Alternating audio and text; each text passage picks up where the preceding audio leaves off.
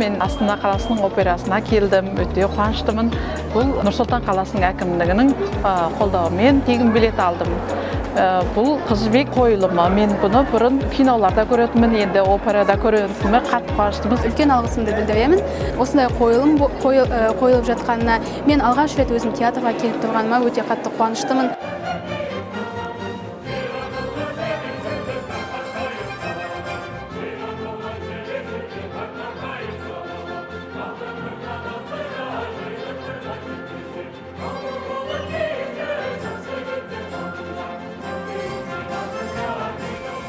Мәдени ел жобасы аясында билет беріліп жатыр тегін. Соған жұмыскерлерге таратылып, осында кішкене өзіміздің мәдениетіміз көтеріп, осылай көріп жатырмыз.